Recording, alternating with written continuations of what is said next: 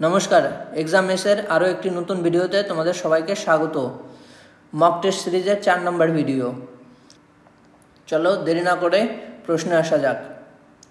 নিচের কোনটিকে কোষের traffic police বলা হয়? সঠিক উত্তর হয়ে যাবে অপশন বি, গলগি বডি। রাইবোজোমকে কি বলা হয়? কোষের প্রোটিন ফ্যাক্টরি। আর হচ্ছে এই সাইটোপ্লাজমে কি হয়? আগের দিন দেখলাম আমরা সাইটোপ্লাজমে হচ্ছে ফ্যাট সংশ্লেষ হয়, সংশ্লেষ, ঠিক আছে। আর এই মাইটোকন্ড্রিয়াকে কোষের পাওয়ার হাউস বা শক্তিঘর বলা হয়। চলো পরের প্রশ্ন চলে যাব।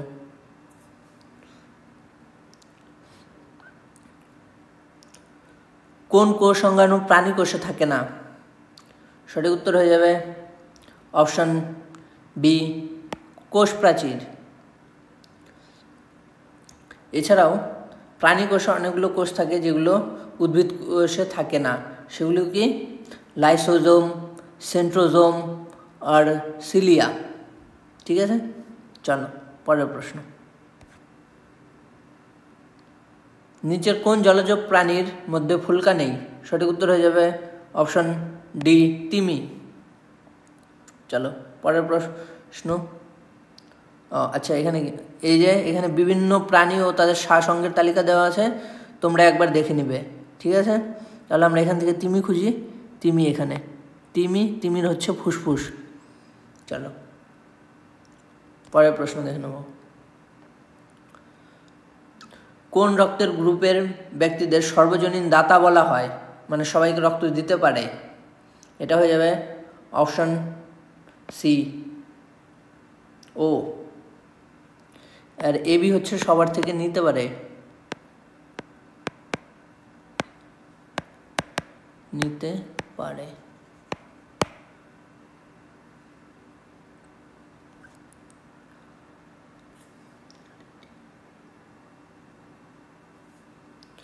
কলকাতার পরিবর্তে ব্রিটিশ ভারতের রাজধানী হিসেবে দিল্লিকে ঘোষণা করা হয়েছিল কোন আইনের মাধ্যমে? আচ্ছা, সঠিক উত্তর হবে অপশন সি, মন্টেমিল্ডো আইন। আর স্থানান্তর কবে করা হয়? স্থানান্তর করা হয় 1912-তে। ঠিক আছে, আর এই স্থানান্তর দিল্লিতে কবে ঘোষণা করা হয়? 1911-তে দিল্লির রাজসভায় ঘোষণা করা হয়। সবাই ঘোষণা করে। ঠিক আছে,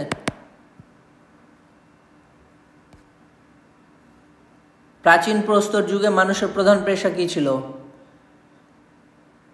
সঠিক উত্তর হয়ে যাবে অপশন এ, শিকার করা।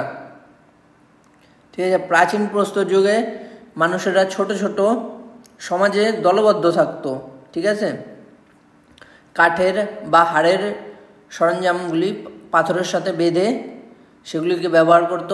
তখনও তারা লোহার ব্যবহার জানতো না। তারা কৃষিকাজ ও বাড়ি নির্মাণ সম্পর্কে কিছুই জানতো না। তো তারা গুহায় থাকতো।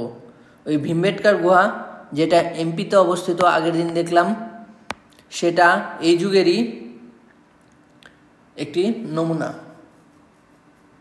চলো পরের প্রশ্ন। 7 নম্বর প্রশ্ন কি দেওয়া আছে? তুগলক রাজবংশের শাসনকালে ভারতে কে আক্রমণ করেছিল? সঠিক উত্তর হয়ে যাবে অপশন বি, তৈমুর। কত সালে? 1398 সালে। ঠিক আছে, চলো পরের প্রশ্ন দেখে নেব। অমরকণ্টক মালভূমি থেকে কোন নদীর উৎপত্তি? এটা খুবই সহজ একটি প্রশ্ন। সঠিক উত্তর হয়ে যাবে নর্মদা। এই নর্মদা নদী এমপি, মহারাষ্ট্র আর হচ্ছে গুজরাতের মধ্যে দিয়ে প্রবাহিত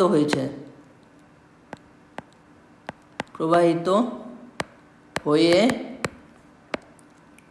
খাম্বাত উপসাগরে পড়েছে। ঠিক আছে, চলো পরের প্রশ্ন। ভারতের নিম্নলিখিত কোন পর্বতমালা চা ও কফির উৎপাদনের জন্য বিখ্যাত? এটা সঠিক উত্তর হয়ে যাবে অপশন ডি নীলগিরি। এই নীলগিরির সর্বোচ্চ শৃঙ্গের নাম কি? দোদাবেতা।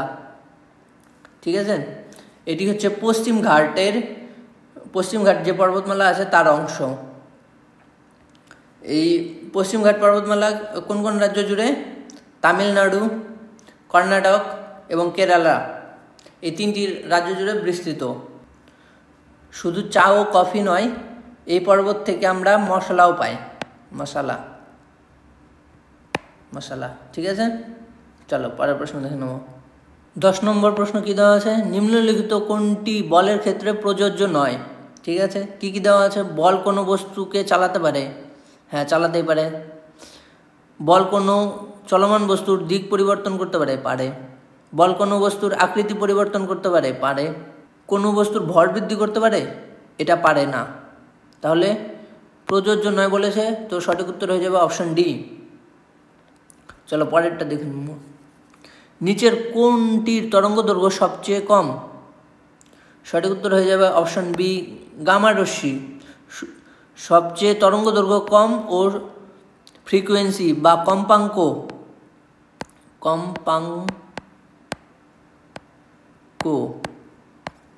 কম্পাঙ্ক সবচেয়ে বেশি। ঠিক আছে, সবচেয়ে বেশি লিখে দিই। ঠিক আছে, চলো পরের প্রশ্ন দেখে নেব।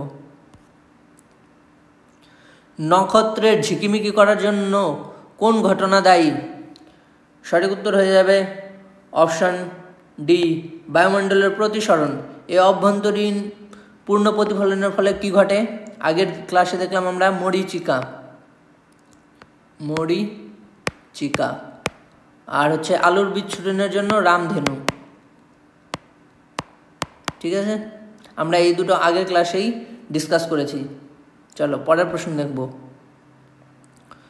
তথ্য অধিকার আইন বা আরটিআই কোন সালে কার্যকর হয়? আরটিআই মানে হচ্ছে রাইট টু ইনফরমেশন। এটা কার্যকর হয় হচ্ছে অপশন ডি 2005। বিল কবে পাস হয়? বিলও পাস হয় হচ্ছে 2005-এ। ঠিক আছে, বিল পাস হয় 15 জুনে, আর কার্যকর হয় হচ্ছে 12 অক্টোবর। ঠিক আছে, এটা হচ্ছে বিল পাস, আর এটা হচ্ছে কার্যকর। হ্যাঁ, আর এখানেও কার্যকরই বলেছে আমাদের। তো 12 অক্টোবর 2005। চলো পরের প্রশ্ন দেখব। ভারতীয় সংবিধানের খসড়া কমিটির সভাপতি কে ছিলেন? এই খসড়া কমিটির সভাপতি ছিলেন option B doctor BR Ambedkar. ঠিক আছে, আর এই রাজেন্দ্র প্রসাদ ছিল গণপরিষদের সভাপতি। হ্যাঁ, ইনি নির্বাচিত ছিলেন। চলো পরের প্রশ্ন দেখব। কে সম্প্রতি BSF এর নতুন এডিজি হিসেবে নিযুক্ত হন? এই এডিজি মানে হচ্ছে অ্যাডিশনাল ডিরেক্টর জেনারেল। ঠিক আছে, তো এটা হবে মহেশ কুমার আগরওয়াল। চলো পরের প্রশ্ন দেখব। 2025 সালে কতজন ক্রীড়াবিদকে অর্জুন পুরস্কারকে সম্মানিত করা হবে? এখানে স্পেলিং মিস্টেক আছে, ক্রীড়া হবে। হ্যাঁ, ক্রীড়াবিদকে অর্জুন পুরস্কারে সম্মানিত করা হয়েছে। এই অর্জুন পুরস্কার কি? অর্জুন পুরস্কার হচ্ছে সেকেন্ড হাইয়েস্ট। হ্যাঁ, সেকেন্ড হাইয়েস্ট অ্যাওয়ার্ড খেলায়, আর হচ্ছে এটা সবচেয়ে পুরনো, ওল্ডেস্ট। ঠিক আছে, আর এটার সঠিক উত্তর হয়ে যাবে 32 জন। চলো পরের প্রশ্ন দেখব। পূর্ণা এবং ওয়ার্দা কোন নদীর উপনদী? সঠিক উত্তর হয়ে যাবে অপশন ডি গোদাবরী। ভারতের কোন রাজ্যের দীর্ঘতম উপকূল রেখা রয়েছে? সঠিক উত্তর হয়ে যাবে গুজরাট। এই গুজরাট রিলেটেড আমরা কি দেখলাম? ওই নর্মদা নদী এই গুজরাতের মধ্যে দিয়ে প্রবাহিত হয়ে খাম্বাত উপসাগরে পড়েছে। ঠিক আছে, চলো পরের প্রশ্ন দেখব। 19 নম্বর প্রশ্ন কি দেওয়া আছে? 1918 সালে মহাত্মা গান্ধী কোন অঞ্চলে কটন মিল শ্রমিকদের মধ্যে সত্যাগ্রহ আন্দোলন সংগঠিত করেছিলেন? এই কটন মিল আন্দোলন এটা করেছিলেন হচ্ছে উনি আহমেদাবাদে। কেন? এই শ্রমিকরা 50% বেতন বৃদ্ধির দাবি করেছিল। ঠিক আছে, তো আর মালিকরা সেটা দিতে রাজি নয়, কিন্তু পরে এই আন্দোলনের পরে মালিকরা 35% বেতন বৃদ্ধি করে। ঠিক আছে, এই কটন মিল আন্দোলনের আগে উনি 1917-তে কি করেন? চম্পারণ আন্দোলন। ঠিক আছে, আর তারপর হচ্ছে 1918 এই বছরই তিনি করেন হচ্ছে খেদা আন্দোলন। ঠিক আছে, আর তারপর 1919-এ কি করেন? 1919-এ করেন খেলাফত আন্দোলন। 1920-তে করেন হচ্ছে অসহযোগ আন্দোলন। আর হচ্ছে 1930-এ কি করেন? ওই আইন অমান্য আন্দোলন বা ডান্ডি মার্চ। ঠিক আছে, ডান্ডি মার্চ বা লবণ সত্যাগ্রহ। আর হচ্ছে গিয়ে 1942-এ কি করেন? 1942-এ করেন হচ্ছে ভারত ছাড়ো আন্দোলন। ঠিক আছে, চলো পরের প্রশ্ন দেখব। ভারতের জাতীয় কংগ্রেস কত সালে প্রতিষ্ঠিত হয়? খুবই সহজ, এটা হয়ে যাবে 1885। 1885 কবে? 28শে ডিসেম্বর। কোথায়? মুম্বাইয়ে। ঠিক আছে, এই প্রতিষ্ঠাতা কমিটিতে যারা ছিলেন তাদের মধ্যে উল্লেখযোগ্য হচ্ছে দাদাভাই নৌরোজি ও অ্যালান অক্টেভিয়াম হিউম। ঠিক আছে, চলো পরের প্রশ্ন দেখব। ল্যাকটিক অ্যাসিড মূলত কোথায় পাওয়া যায়? সঠিক উত্তর হবে অপশন সি, দই। আর এই ভিনিগারে কি? Acetic acid. লেবুতে সাইট্রিক অ্যাসিড। চলো পরের প্রশ্ন দেখব। গোবর গ্যাসে প্রধানত কোন গ্যাস থাকে? সঠিক উত্তর হয়ে যাবে মিথেন। চলো পরের প্রশ্ন দেখি। ভূমিকম্পের পরিমাপের মাধ্যমে প্রাপ্ত রেকর্ডকে কি বলা হয়? আচ্ছা, কি কি অপশন দেওয়া আছে? সিসমোগ্রাফ, সিসমোগ্রাম, সিসমোলজি আর সিসমিক তরঙ্গ। তো সঠিক উত্তর হয়ে যাবে অপশন এ, সিসমোগ্রাফ। সিসমোলজি হচ্ছে ভূমিকম্প এবং পৃথিবীর মধ্যে দিয়ে স্থিতিস্থাপক তরঙ্গের প্রসারের বৈজ্ঞানিক অধ্যয়ন। ঠিক আছে, আর আগে আমরা দিন কি দেখলাম? পোমোলজি দেখলাম। পোমোলজি কি? পোমোলজি হচ্ছে ফ্রুটস নিয়ে পড়াশোনা। আর আরেকটা কি দেখলাম? অ্যান্টোমোলজি। অ্যান্টোমোলজি কি? কীটপতঙ্গ নিয়ে পড়াশোনা। আর আজ আমরা কি পেলাম? সিসমোলজি। ঠিক আছে, চলো পরের প্রশ্ন দেখব। খুজরাতে অবস্থিত বিখ্যাত লক্ষণ মন্দিরটি কে নির্মাণ করেছিলেন? এটার সঠিক উত্তর হয়ে যাবে অপশন এ, চান্দেল রাজাদের দ্বারা। চলো পরের প্রশ্ন কি? ভারতের দীর্ঘতম বাঁধ কোনটি? সঠিক উত্তর হয়ে যাবে হীরাকুদ বাঁধ। আর এই যে সর্দার সরোবর বাঁধ, এটা হচ্ছে গুজরাটে অবস্থিত। ঠিক আছে, গুজরাটে। আর কোন নদীর উপর? নর্মদা নদীর ওপর। আর এই নর্মদা নদী কোন উপসাগরে গিয়ে পড়েছে? তোমরা কমেন্টে জানাও। চলো, ভারতের আর্থিক নীতি কে প্রণয়ন করে? সঠিক উত্তর হয়ে যাবে option B, reserve bank of India. কোন ঘাটতি সরকারের ঋণ গ্রহণের প্রয়োজন প্রতিফলিত করে? মূলধন ঘাটতি, আয় ঘাটতি, প্রাথমিক ঘাটতি নাকি রাজস্ব ঘাটতি? সঠিক উত্তর হয়ে যাবে রাজস্ব ঘাটতি।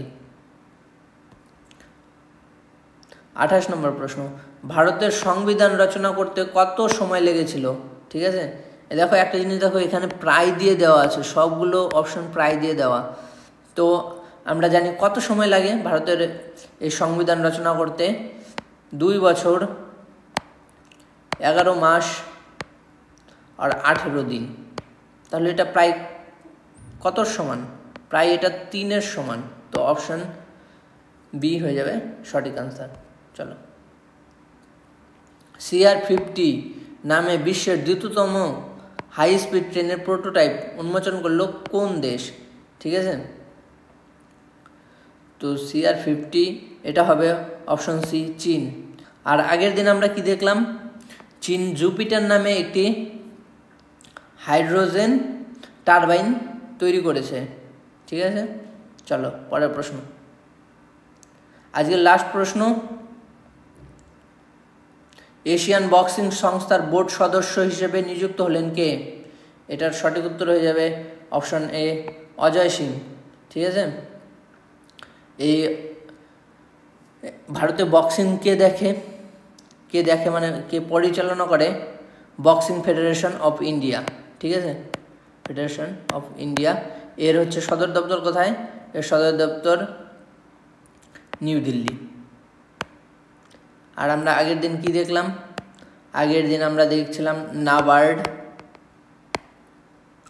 নাবার্ডের সদর দপ্তর মুম্বাইতে ছিল। আর একটা কি দেখছিলাম? আরেকটা দেখেছিলাম হচ্ছে বিসিসিআই সদর দপ্তর। এই দুটো হচ্ছে মুম্বাই। ঠিক আছে, চলো আজকের জন্য এই পর্যন্তই, দেখা হবে পরের কোনো ভিডিওতে। ক্লাসটি তোমাদের কেমন লাগলো কমেন্টে জানাও।